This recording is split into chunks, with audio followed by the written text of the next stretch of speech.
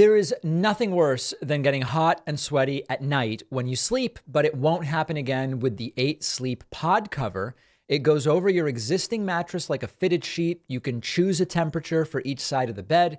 It can even intelligently tweak the temperature automatically.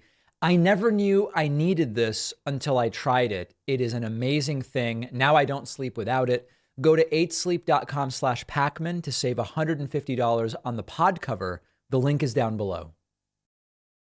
I've often said on the show, and sometimes I'll say this to people just in conversation off air, that there are certain stories in the political world where it doesn't really make sense to cover them minute to minute. And sometimes it makes sense to zoom out a little and say, let's give it 24 hours and see where we are. Let's give it a few days and see where we are. And hilariously, the level of disarray in the Republican Party over the speakership since they kicked out their House Speaker, Kevin McCarthy, and have failed to select a new speaker.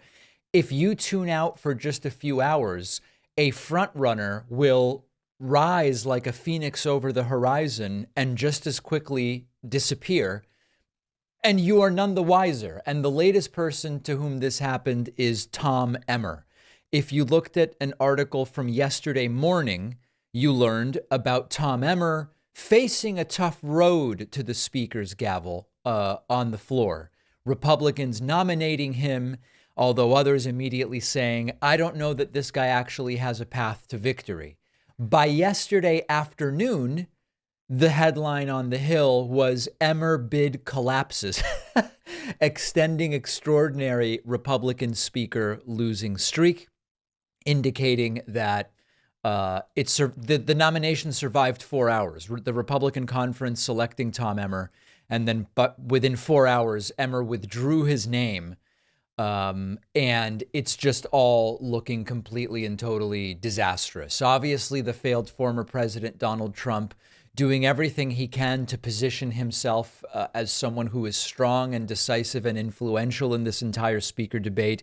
It's increasingly hard to believe that that's the case. And of course, his initial endorsement of Jim Jordan went down in flames, just disastrously, actually losing support rather than coalescing it with each subsequent vote until eventually Jim Jordan was told by Republican colleagues, it's just not happening. You're not going to be the speaker. Here is Donald Trump.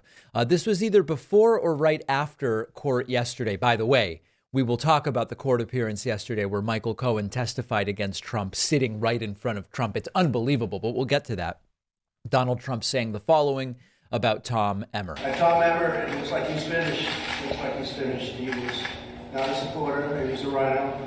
And it looks like he's finished, but we'll see. You never know. A soaking wet Donald Trump relegating Tom Emmer to simply a rhino. Now, of course, you might recall that Donald Trump did previously praise Tom Emmer. He put out on Truth Social back in August of 2022, quote, Tom Emmer is an outstanding representative of the people of Minnesota in Congress.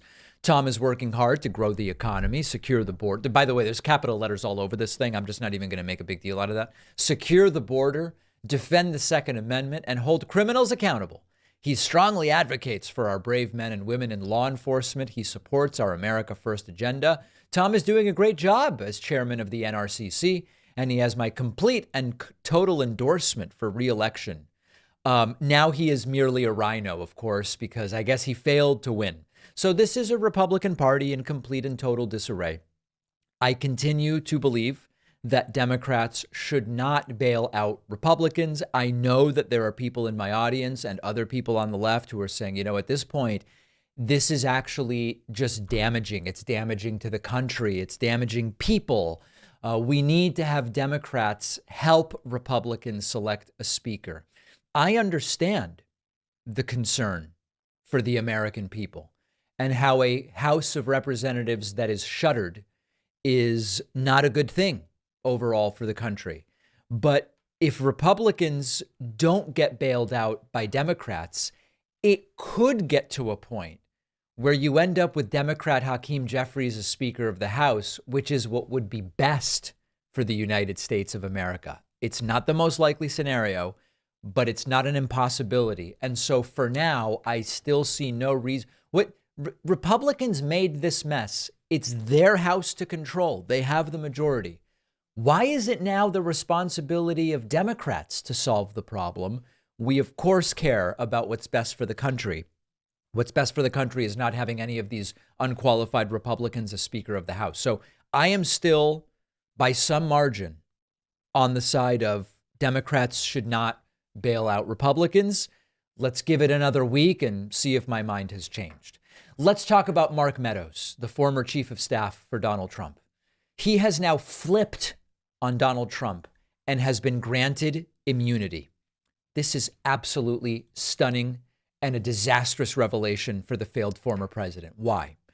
For a while now, many of us and legal experts had been noticing, why is Mark Meadows' name missing from so many of these indictments? Meadows was right there. He knew what was going on.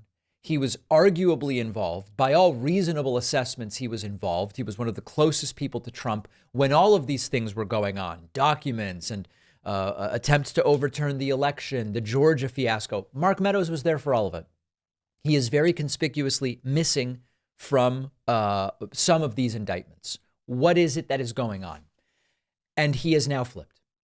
And this could not be worse news for Donald Trump. ABC News reports ex-chief of staff Mark Meadows granted immunity, tells special counsel he warned Trump about the 2020 claims. He has spoken to special counsel Jack Smith's team at least 3 times this year, including once before a federal grand jury, which came after Smith granted Meadows immunity to testify under oath, according to sources familiar with the matter. The sources say Meadows informed Smith's team that he repeatedly told Trump in the weeks after the 2020 election the allegations of fraud were baseless. That's a critical word. According to the sources, Meadows also told the federal investigators Trump was being, quote, dishonest with the public when he said he won the election just hours after polls closed, but before final results were in. A source quoted Meadows as saying, obviously, we didn't win. Obviously, we didn't win. This is potentially very bad, very, very bad for Donald Trump. And Donald Trump is not taking this news well, taking to Truth Social and posting, quote, I don't think Mark Meadows would lie about the rigged and stolen 2020 presidential election merely for getting immunity against prosecution by deranged prosecutor Jack Smith. But when you really think about it, after being hounded like a dog for 3 years, told you'll be going to jail for the rest of your life, your money and your family will be forever gone, and we're not at all interested in exposing those that did the rigging. If you say bad things about that terrible monster, Donald J. Trump, we won't put you in prison. You can keep your family and your wealth, and perhaps if you can make up some really horrible stuff out him, we may very well erect a statue of you in the middle of our decaying and now very violent capital, Washington, D.C. Some people would make that deal, but they are weaklings and cowards and so bad for the future of our failing nation. I don't think that Mark Meadows is one of them, but who really knows? Make America great again. This is Trump saying, if Meadows does this, if Meadows flips, if Meadows informs with what Trump claims are lies, but I doubt would be lies after Mark Meadows has read the Riot Act and put under oath, doesn't seem to me he's just going to make stuff up, then he would be one of those weaklings and cowards that Donald Trump is referring to. Trump also posting to Truth Central, quote, Mark Meadows never told me that allegations of significant fraud about the rigged election were baseless. He certainly didn't say that in his book. So a couple of different things here. This is genuinely bad news for Donald Trump. Mark Meadows is a name that for a while now has been discussed as if anyone has the goods, it would be Mark Meadows. And his name being conspicuously missing from some of the indictments raises questions as to whether he has been granted immunity and has flipped or is negotiating that possibility. We now know that, at least with regard to one case, that is indeed what is going on. This also brings us to the potential circus fiasco that will be Trump's criminal trials. I believe the first one starts March 3rd or March 4th, something along those lines, with the possibility that some of Trump's closest associates and former aides, and even what Trump considers friends, although, we still aren't really sure if Trump has friends, these trials have the potential to be absolutely explosive, historic, truly historic events, which I plan to cover to the extent that they are televised, and we will see which of them are televised. So Mark Meadows flipping on Trump, granted immunity, very bad news for Trump, potentially good news for Mark Meadows if his goal is, of course, to stay out of prison. We will talk more about it. We're going to take a quick break. Make sure you're subscribed on YouTube. After the break, yes, Michael Cohen testifying, and it is wild, wild stuff. I do not like getting hot when I sleep, and scientific studies have shown us that when you lower your body temperature while sleeping, you can achieve better sleep and end up more refreshed the next day, which is why the pod cover by our sponsor 8 Sleep is one of the things in my house that I would not want to live without. This is super easy because the pod cover just goes on your mattress. You can set the entire thing to one temperature, or you can set one side to a different temperature than the other side if you have different preferences potentially. And it can also automatically adjust the temperature for best sleep based on your sleep cycles and the temperature of the room. And it covers the entire bed, unlike many of the competitors. You can go as low as 55 degrees, as high as 110. I just don't wake up hot and sweaty anymore. I wake up feeling rested. It's a great thing. You really don't fully appreciate it until you try it for yourself. I could not imagine sleeping without it. Go to 8sleep.com/Pacman to save $150 on the pod cover. The link is down below. I'll quickly remind everybody that the David Pakman Show is an audience-supported program. Our primary funding source is not some vague, ambiguous, or unknown rich person or whatever it is that the right-wingers allege.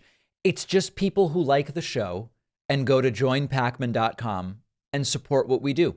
We provide some great perks to our members, including an extra daily show called The Bonus Show, commercial-free audio and video streams of the show, a sort of version of my soundboard that I have here. And we will ban men. Right. We have a version of that soundboard available on the member section of the website, and so many other great things. I invite you to sign up at joinpacman.com.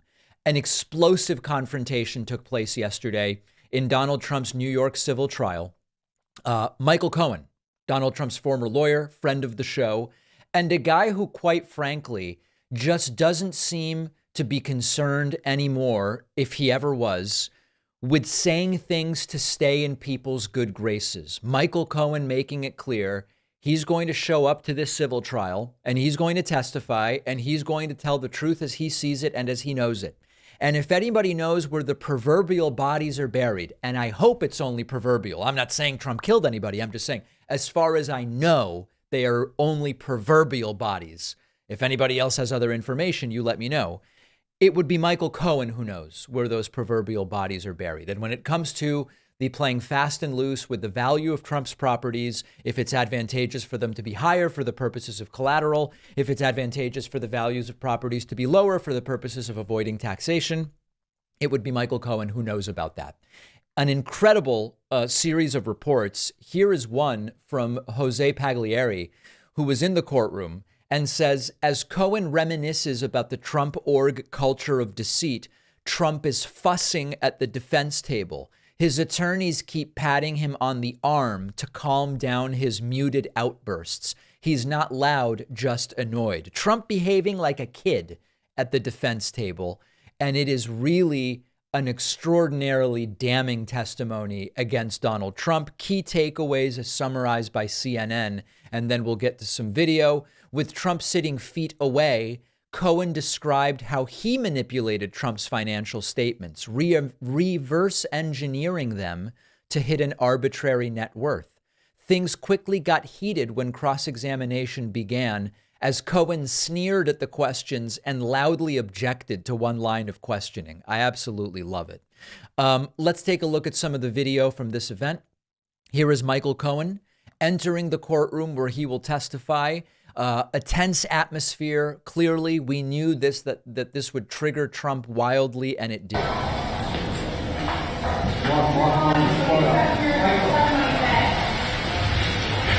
Michael,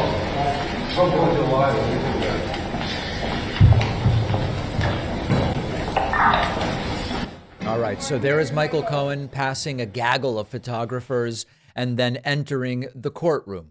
We also heard from Donald Trump heading into court, where he faced his former lawyer, saying Cohen is simply a liar. And I apologize for the sort of shaky audio on this stuff. It's just what we're dealing with. So he's a liar, trying to get a better deal for himself, but it's not going to work. This case, by any other judge, this case would have been over a long time ago. We did nothing wrong, and that's been proven. Thank you. We'll be out there. All right, so Trump saying he'll be back and saying even before Michael Cohen gave testimony that Cohen is simply a liar trying to get a better deal for himself. Donald Trump was asked, by the way, are you concerned about Jenna Ellis's plea deal? Remember that yet another, you've got Sidney Powell, you've got Kenneth Cheesebro, and then you now have Jenna Ellis taking a plea deal, sobbing in court with tears in her eyes, as these people like to say. Trump says, I don't know a thing about what Jenna Ellis is up to. Are you concerned about Jenna Ellis' plea deal? No, I don't know anything about it. Don't know anything. We're totally innocent of everything. That's political persecution. What about Tom Emmer being... She was a big fan of that. And in order to do something, I guess she made a deal. It's too bad to see it. There you go. So a glistening wet Trump says he doesn't know a damn thing about Jenna Ellis's plea deal. Here is Trump after the court appearance, asked, what was it like to see Michael Cohen again? And Trump said, just negative things about Michael Cohen. How do you feel about Jenna Ellis taking a plea deal? How do you feel to see Michael Cohen here? He hadn't seen him in years. And you know his record. His record is a horrible one. All you have to do is ask the Southern District of New York. He's got a horrible record. But they're just starting. But you'll see how it ends up. What about It's not going to end. We'll see how it ends up. So Trump saying that, of course, Cohen has a terrible record. I don't even know what that means. I mean, the black stains, the black stains on Michael Cohen's record are all things done at the direction of Donald Trump and to serve Trump's interests. So to the extent that that Cohen's record is bad, it's really an indictment of Trump. And I have no reason to think Cohen's been anything but honest since this all started. We then also heard Michael Cohen asked how he felt about seeing Donald Trump again. Michael, how do you feel to see Donald Trump again? Heck of a reunion. Heck of a reunion is the answer there from Michael Cohen. And then also hearing from Michael Cohen outside the courthouse, where he made just a very short statement. Michael, can you say a couple words here about... right here. Let me just turn around and say that this is not about Donald Trump versus Michael Cohen or Michael Cohen versus Donald Trump. This is about accountability, plain and simple, and we leave it up to Judge Engoron in order to make all the determinations on that. So I thank you all for coming. Thank you. So listen, for all of the criticisms of Michael Cohen and the fact that he did do Trump's bidding for a very long time, it's very hard for me to find areas in which Michael Cohen has been dishonest or anything but genuine since this entire legal fiasco started. And the critical point that we are going to talk more about today is that Donald Trump immediately attacked Michael Cohen after the testimony, which to me is a very clear violation of the gag order that has been put in place. And we're going to delve into this more deeply. But Trump flipping out on Truth Social and saying about Michael Cohen, quote, Michael Cohen was a complete and total disaster in the Biden-inspired trial today. Lie after lie and getting caught each time. My great assets are worth more than is on my financial statements, and it's not even close. The rigged trial doesn't even give me the right to a jury, but the people are watching and they are seeing what is going on here. A miscarriage of justice. The statute being used for this case gives me no rights and has never been used for this before. But the facts are all on my side. Witch hunt. I believe this is a violation of the gag order that Trump already violated once. Let's talk about that next. We are getting to a point where it is becoming more and more difficult to understand why has Trump's bond not been revoked and why is Trump not sitting in jail in pretrial detention. And the latest episode in this, of course, is Donald Trump attacking Michael Cohen, yet again, a witness providing testimony in one of the trials that Trump is involved in. This one as a civil defendant, others are as a criminal defendant. This is not deny people due process and lock them up sort of stuff. This is extremely specific. Donald Trump has had a number of gag orders placed upon him by judges because he attacks court personnel and he attacks witnesses and he attacks prosecutors and he attacks judges, and you're not allowed to do that. As we've talked about before, gag orders that are limited in scope. He can still lie and say he won the election and all of that stuff. These limited gag orders are not violations of the First Amendment. It is widely established by legal precedent. Donald Trump, after being placed under gag order, continues to attack witnesses and all sorts of people. Any other person not in a position of power the way Trump is would have been jailed for violation of bond at this point in time. And it seems that the appropriate action would be for the same thing to happen to Donald Trump. He still gets due process. He gets to go to trial whenever the trial is. He can assert his innocence, and he is entitled to being judged and sentenced only in accordance to what the law indicates. This is the same due process anybody gets when they are detained pre-trial. Again, Donald Trump yesterday, after testimony from witness Michael Cohen under oath on Truth Social, attacking him, saying, quote, Michael Cohen was a complete and total disaster in the Biden-inspired trial today, lie after lie and getting caught each time. And he went on from there. This is yet another attack on witnesses, which Trump has been told you're not allowed to do, or we're going to jail you and detain you. Think back to all of the examples and understand that a normal defendant, not a privileged elite like Donald Trump, but a normal defendant, if they did a fraction of this, would have bond revoked. Trump calling people involved in prosecuting him racist. He often focuses on this. Alvin Bragg, the racist Manhattan district attorney, Trump said on Truth Social. Letitia James, another witch hunt by a racist attorney general. Fani Willis, a local racist Democrat district attorney. And many other examples. Trump goes after people involved in the prosecutions based on their romances. Trump has cited many times without evidence that people involved in his cases are romantically connected to nefarious figures. He said about an aide to Judge Engoron, Senator Chuck Schumer's girlfriend is running the case against me. He was admonished for that. He said about Fani Willis, she had an affair with the head of a gang or a gang member. I wasn't able to find any evidence that that's the truth. He also goes after the family members of people that are involved in these cases, saying about Alvin Bragg, he has a Trump-hating wife and Trump-hating friends. Saying about Judge Tanya Chutkan, oh, I'm sure she'll be very fair, and then cites an article that says Chutkan's grandfather was a Marxist.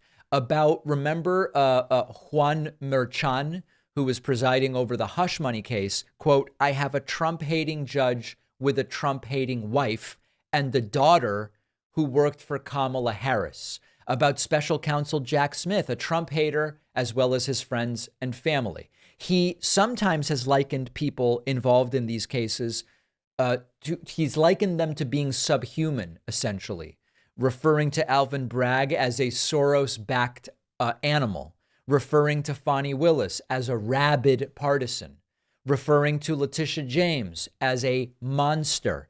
And he has also said that they are crazy people, referring to Alvin Bragg as a degenerate psychopath, referring to Letitia James as a crazy radical leftist nut job, referring to her also as a Trump deranged lunatic.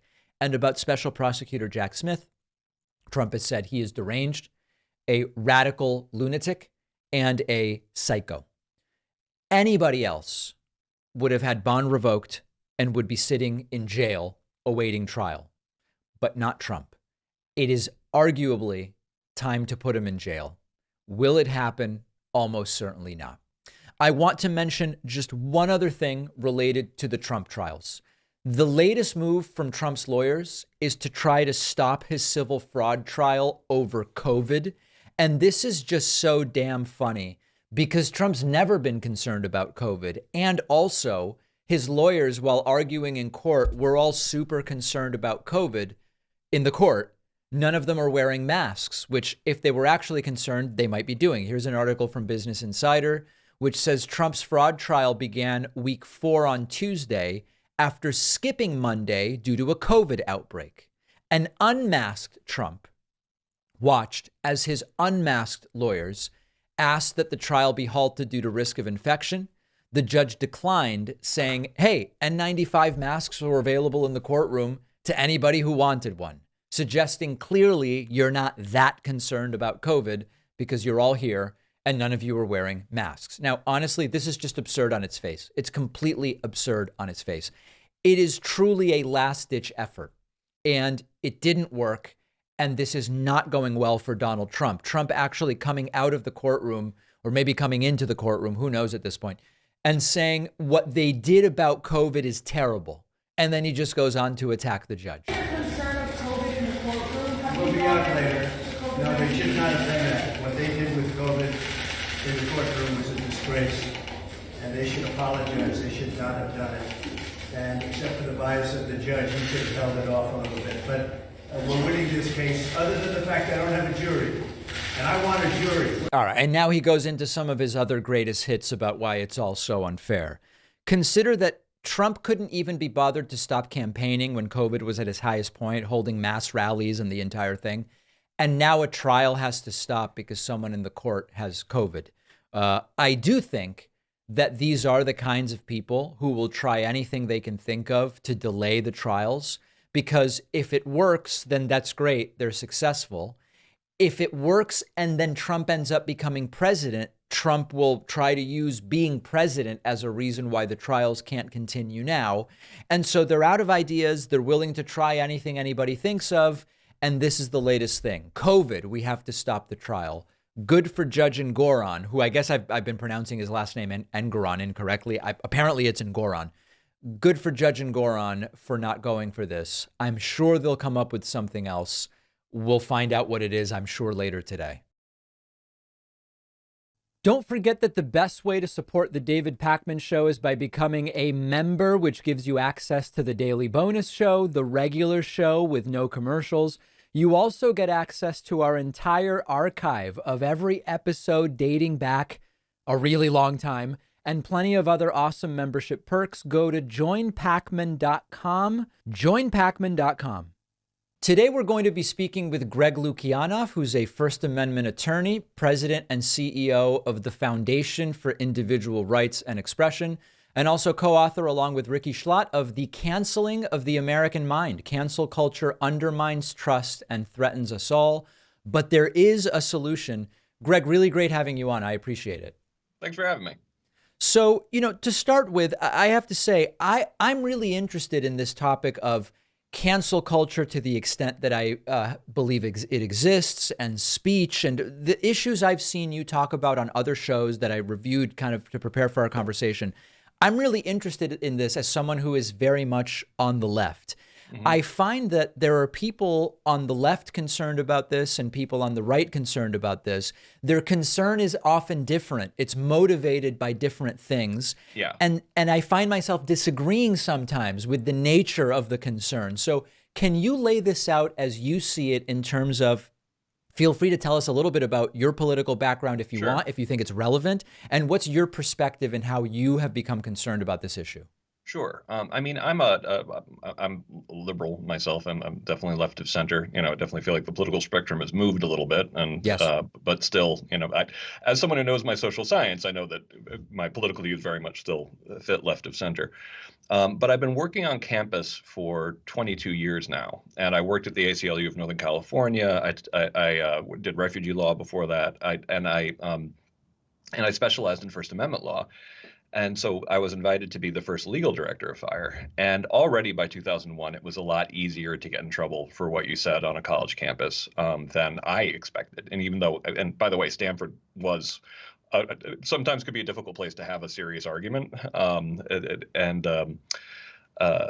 So I've been doing this for 22 years, and things started getting a lot worse around 2014. And what the big shift was that students, who had always been the best constituency for freedom of speech, at least during my entire career, started being the ones, signing petitions to get professors fired for what they said, asking for new speech codes, all of this kind of stuff.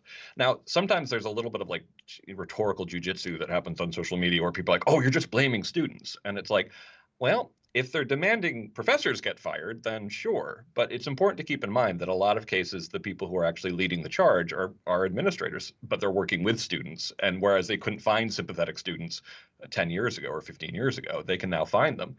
And when I try to convince skeptics of this problem, I point out that of the 1,000 attempts to get professors punished, that we've seen since 2014, which, by the way, is a very large number. If you know your academic freedom history, you're usually talking about major incidents involving a handful of firings, and we're talking about almost 200.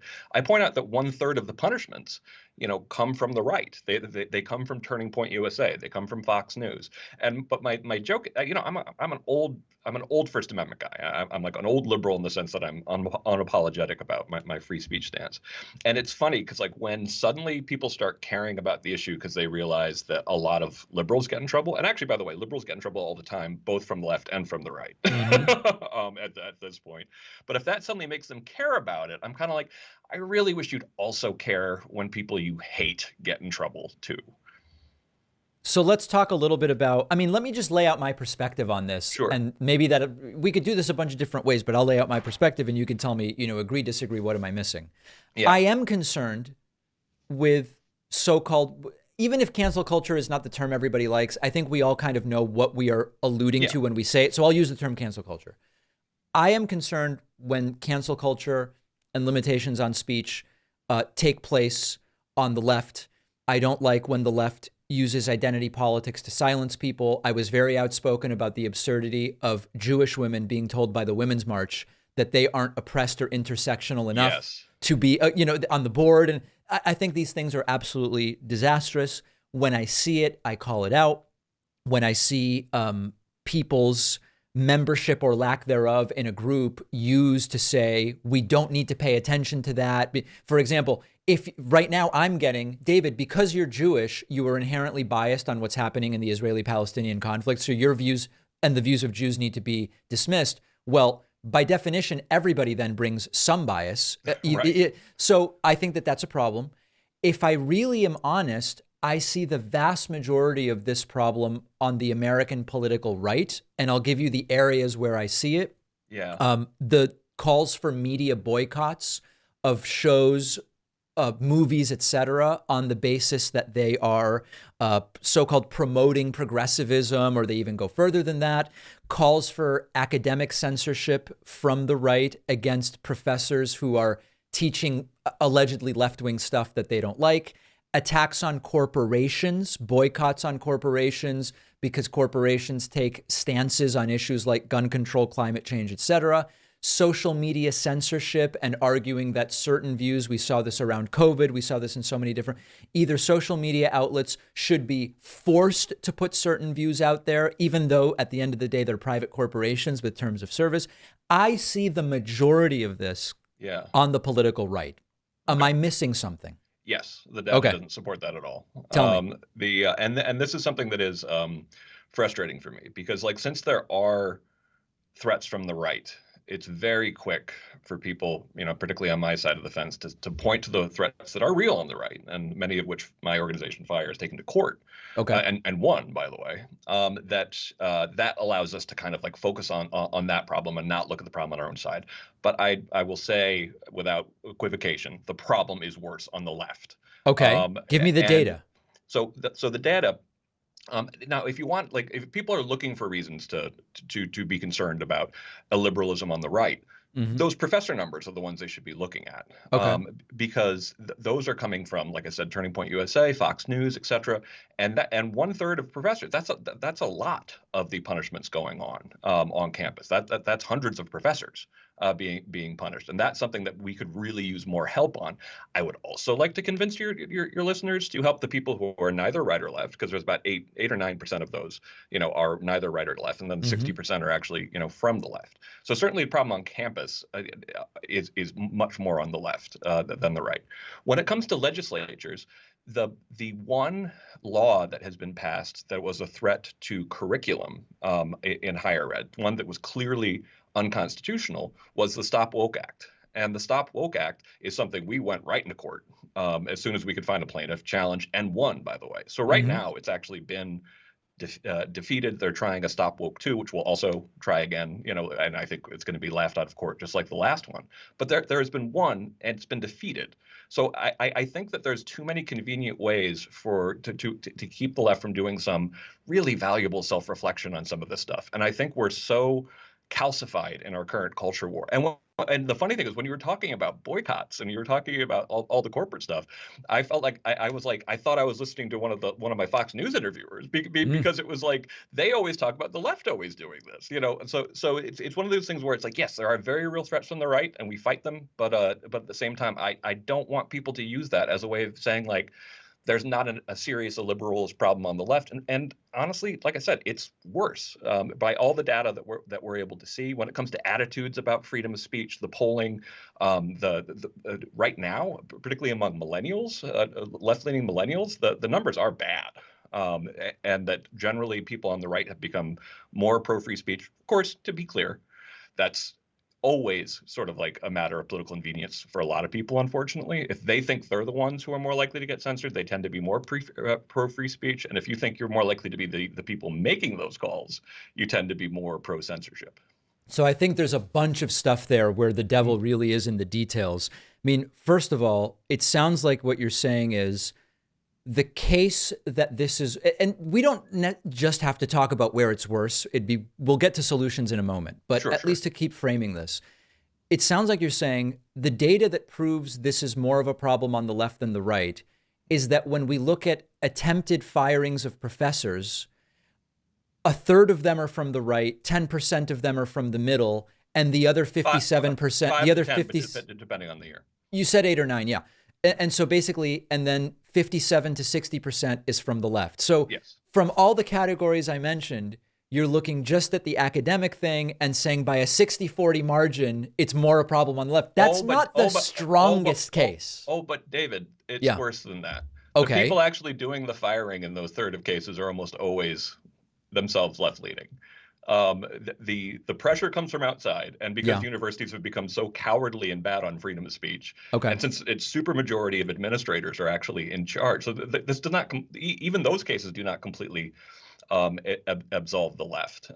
And when it comes to professors, one of the reasons why we have this data is because it's what's knowable currently. Like we're actually looking into the different attacks on students. When we started initially looking into students, when it was a question of viewpoint, you were a ton more likely to get in trouble for something if you angered the left than if you angered the right, which is not surprising given the people who actually enforce the rules at universities are, and this is uncontroversial research at this point, are super majority left, and same thing with professors. So if there's a free speech problem on college campuses, it is a left problem. Okay.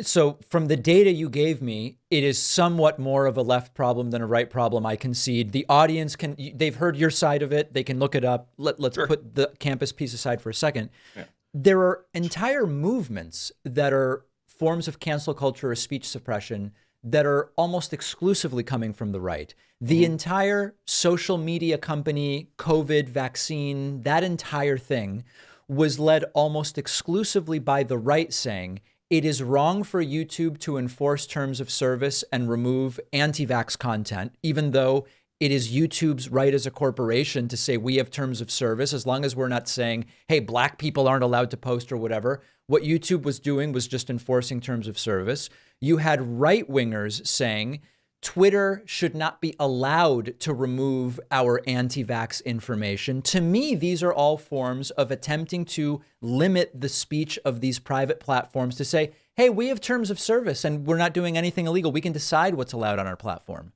Yeah, this is very interesting. I've watched this actually happen on the left. the increasing sort of favoritism for powerful corporations to make these decisions themselves is something That's too easy a way to write it off, though. I don't think that that's what it is. I think it's simply saying Republicans aren't holding themselves to their own standards with this stuff. Neither are Democrats. That, like in California, like X launched a lawsuit due to social media regulations they have in California that are incredibly onerous and actually pressure them to clamp down on hate speech. So I kind of want to introduce Florida, Texas to California to actually point out that both sides are actually trying to make social media do their bidding. They just have different ideas of what their bidding is. And one thing I really want to caution you on is that misinformation, disinformation is a exception to freedom of speech so wide it puts in the hands of power, limitless power, to censor people they dislike. And I think that I think that a lot of what actually, and we talk about, some of the cancel culture cases that came out of COVID, for example, and a lot of those cases are people who weren't, by the way, on the right, but who ended up being right about things like school closures, like losing their careers because they were like Jennifer Say at Levi's Jeans. Her original point, was that this is going to hurt disadvantaged kids the most, closing the schools, and it's going to hurt students for years to come. And she was forced out of Levi's, and she was right. And basically, like there's large agreement that essentially the lockdowns were harmful to kids. Last thing from the categories you mentioned was on attitudes towards speech. It is true that when you look at Pew, Cato, Gallup, and a couple of others I looked at, depends which poll, between an 8 and 20 point margin, those who identify as being on the right are more likely to be supportive of free speech in more cases than those on the left. Do we agree on the numbers? Depending on the poll, 8 to 20 percentage points. Is that fair? Depending on the poll. Depending on the poll. Just so we're kind of in agreement as the degree to which this is the case. Yeah. I'm not claiming it's a massive gap. There's a gap. There's a gap. There's a gap. I think my concern is that very often, and Scott Galloway actually recently had a really good commentary on this, very often some of the people who are pushing free speech for free speech's sake are just wanting to be able to say racist and xenophobic things with no consequences. And they're entitled to do it. Listen, I respect that they're completely entitled to do it.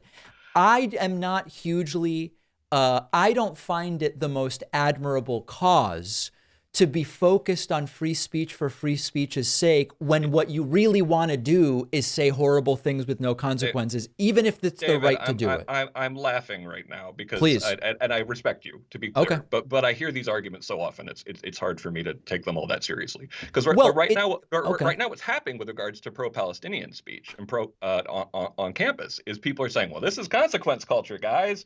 The students that we're going after, the blacklist that we're creating of pro-Hamas, pro-Palestinian speech, that's just consequence culture. And meanwhile, what's actually happened, because it's so difficult, basically my side cannot admit that it's wrong on anything, it feels like. And it drives me literally nuts sometimes. I admit it all the time. Oh, but let's say, so for example, kind of like the blacklists, against people who said pro-Hamas speech for various jobs. The first thing that people do on Twitter and on social media is like, well, the free speech advocates, the cancel culture people are silent on this. And meanwhile, I'd already talked about it a million times. Like I've been on national TV talking about, I don't like blacklists. This is that we should not doing this. This is cancel culture, but not actually saying maybe actually the sort of quick dismissal of cancel culture as being consequence culture wasn't that great of an idea. Because to me, all saying that something is consequence culture is usually that they haven't looked into the particular cases, in many cases, because you can't really look at the cases that we have in the book and say these are all justified, and that essentially it's a pat way of trying not to engage as much. That's why I don't like I feel like it basically literally begs the question, and in the sense that in the actual original sense of that term, it assumes the premise to be true. I guess I'm just not really sure. When it comes to what I'm pointing out, which is just on a completely factual basis, the gap in terms of support for free speech between left and right is relatively modest as you admit. And there is a contingent of the right that when asked the question, do you support free speech, They don't want consequences socially nor from an employment standpoint of saying horrible things about either racial minorities or sexual orientation minorities or whatever. And I'm talking only about that contingent. I'm with you on 90% of this. That contingent, I don't find a particularly admirable reason to say I'm for free speech. It's not super interesting to me. Yeah, I think that's too easy of an out, because like Okay. when you look at the cases that we talk about in the book, a lot of cases, these are things where you have a hard time even figuring out how someone was offended by it in the first place. Okay, I don't deny that. That's fine. And as far as those examples go, I think they should be looked at. Let's talk a little bit about solutions. Sure. What sorts of solutions are the types of things that you believe would be most effective? I think we have an opportunity to figure out cheaper, more rigorous ways to do a lot of education. I think that right now, I think the extent to which, and we focus a lot about this in the final couple chapters, about how much, and I really want to appeal to, make sure that the people on the left get this message. Yep. That there's a book by Evan Mandry called Poison Ivy that I think everyone should read, and it talks about how much elite colleges in particular recreate class privilege. That essentially, like, for every a kid who grew up working class like me who goes to Stanford, 1,000 rich kids get to stay in the upper classes. And I think that there's sometimes a reflexive defense of higher education without actually thinking about how we could do something that would be more equitable, that would be less expensive, that would be something that you could actually do without going into debt. And we're trusting in these mega corporations far, far more than we should. So I think that some of the different ways, I think even what's his name, Sal Khan, from Khan Academy, is even working on a way to, show that you're an autodidact,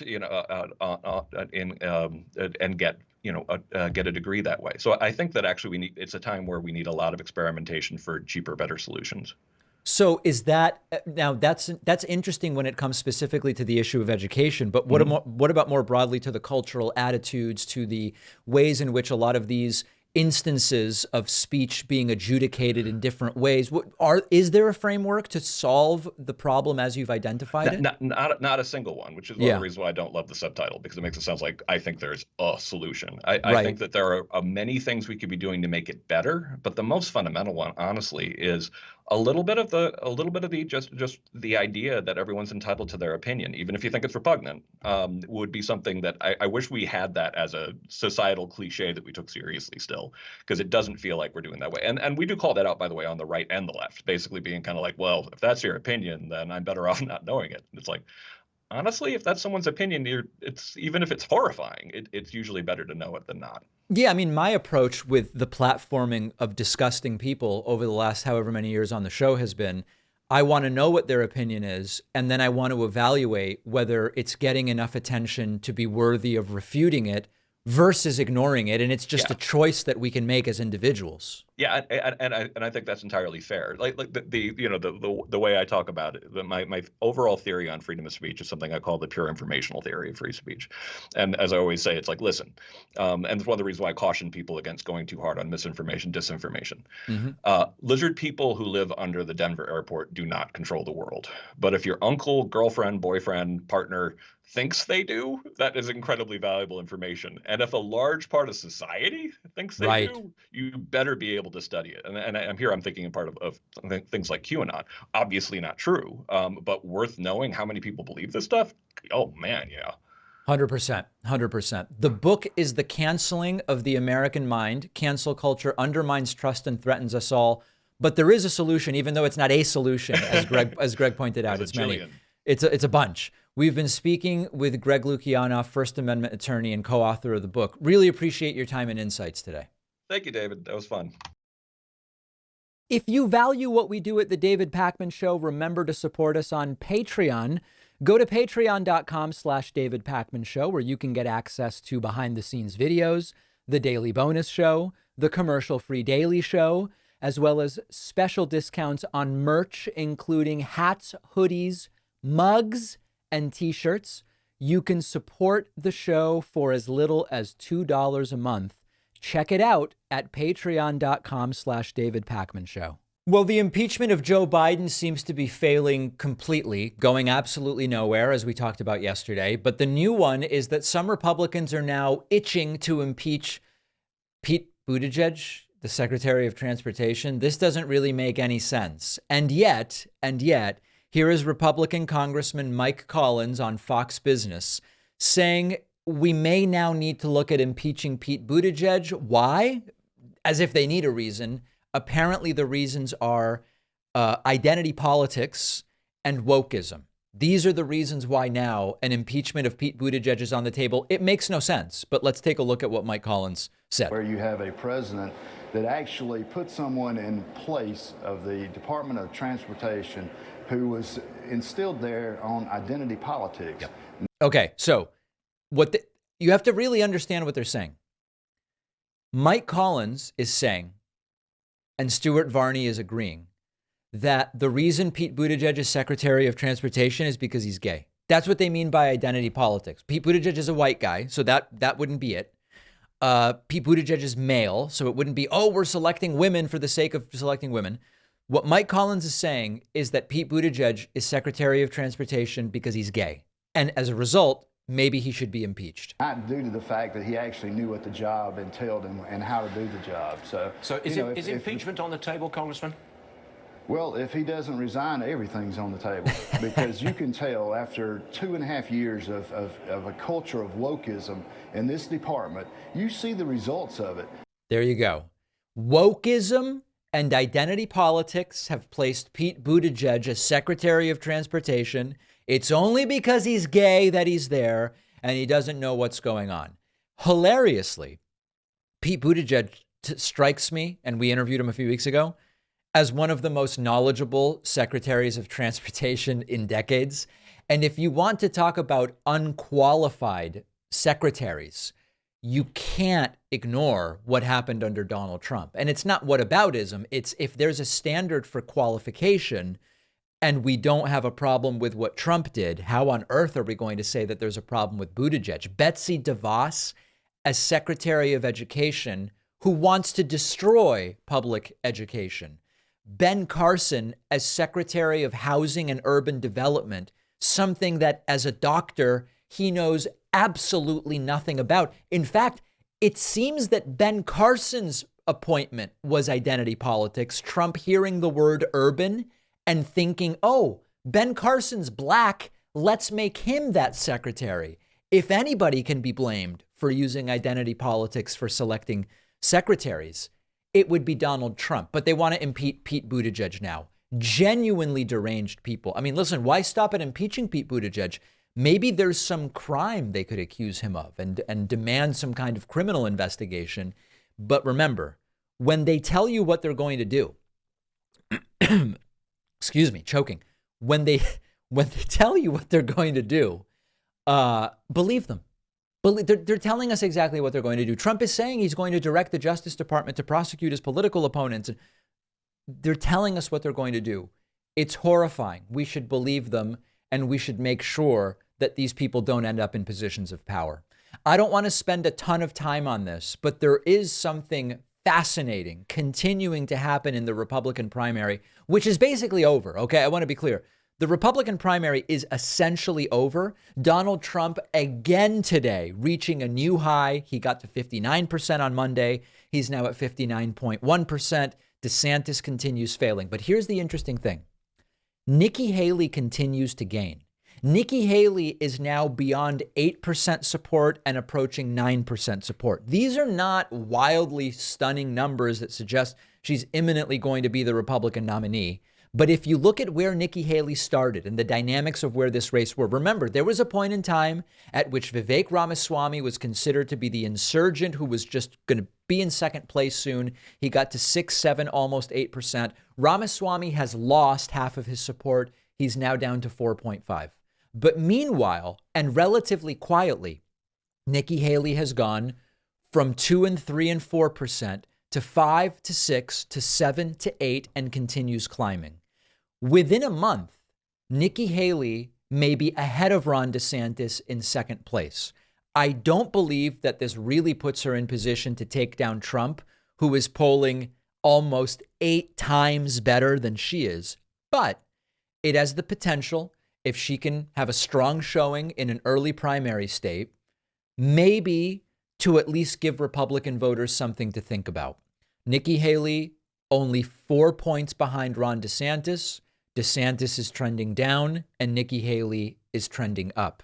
Meanwhile, some interesting elements from some other Republican primary polls that I think are worth looking at.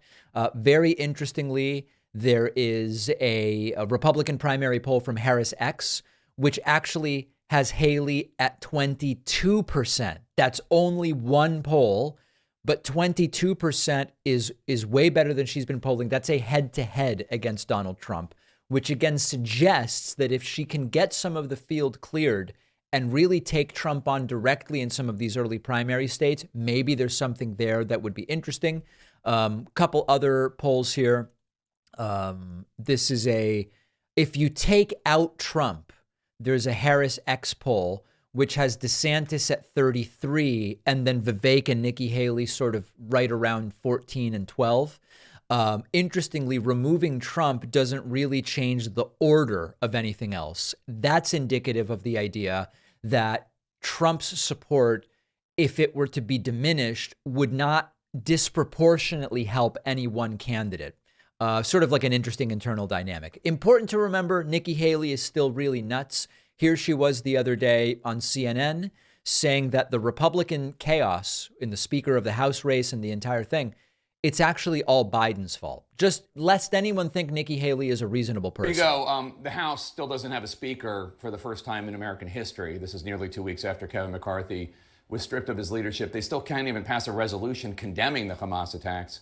Right. It's starting to look like there is not one House Republican who can get 217 votes. Republican Congressman Austin Scott said the chaos, quote, makes us look like a bunch of idiots, unquote. Is he right? Well, I'll tell you what's right is under the Biden administration, we've seen chaos with inflation and the fact that people you can't blame that on Biden. You can't blame this on Biden. She is blaming it on Biden. No, you can't.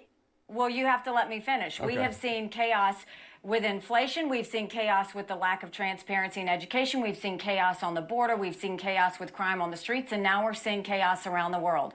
What I am saying is you can't fix Democrat chaos with Republican chaos. All of the chaos in general is the fault of Democrats. And then now all of a sudden you've got Republicans trying to figure out who should be Speaker of the House, and it's really not their fault. This is Nikki Haley. She is surging. We'll see what happens at the next debate. We'll see where her polling is a month from now. But certainly the Vivek surge is over. And now the question is, does Nikki Haley push into second place? This is one of the most disturbing voicemails I've ever received. All right.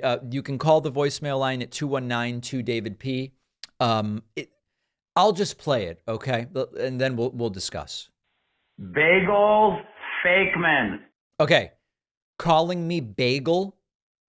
I think that's anti-Semitic, right? I mean, is that what would you call a Catholic host bagel? I think not.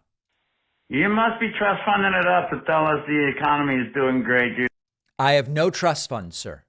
I have no trust fund. I'm trolling so many of your commies on the threads here. This is great. Do you even go to the grocery store? I do. I go to the grocery store. Yes, sir. How is it? How much Soros money do you get? We don't get any Soros money. No, I mean, is it because George Soros is Jewish and I'm Jewish that I must be funded by George Soros? Is that the idea? Have that. I just loaded a bunch of people on train cars like your grandfather used to, that smirk. We know the kind. And you must live in isolated, dude. You're not noticing anything? Now, why don't you have your buddy Pete fill some holes? We know he loves to stuff them. That's a homophobic comment about Pete Buttigieg. So we have anti-Semitism, deranged general comments, and homophobia. But we need our potholes fixed. I mean, $66 billion? You know he's going to send some of that shit over to Palestine before he lays any asphalt down here. So again, man, stop saying, show us. Like, everything costs more, portions are smaller. Yeah, we've talked about inflation. I mean, certainly it's nothing that's been hidden on this program. There's less people to work in the same establishment. I think he means fewer people. Obviously, he didn't add any of them jobs.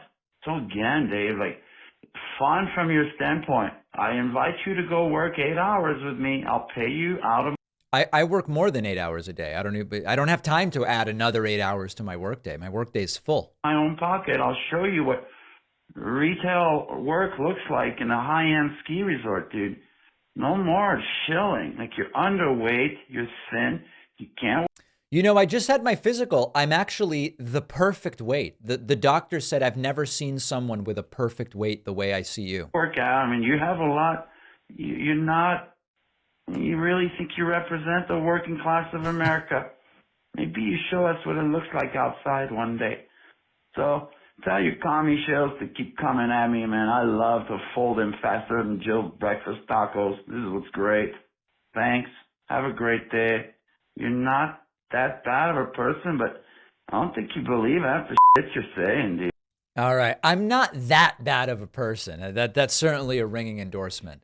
That's seriously deranged. I mean, it's not really worth saying anything else about it, but seriously deranged stuff. These people exist and they're allowed to vote, and some of them do vote. On the bonus show, we'll talk about Kyrsten Sinema's new declaration that she doesn't care if she loses re-election. Good, because she's probably going to lose. Secondly, 41 states have now sued Meta, the parent company of Facebook, claiming that Instagram and Facebook are addictive and they are harming kids. What is the crux of the lawsuit? We will discuss. And thirdly, bond markets are being hit hard, which sounds sort of like a finance story. It is actually likely to impact all of us. We will discuss those stories and more on today's bonus show. Sign up at joinpacman.com. I'll see you then.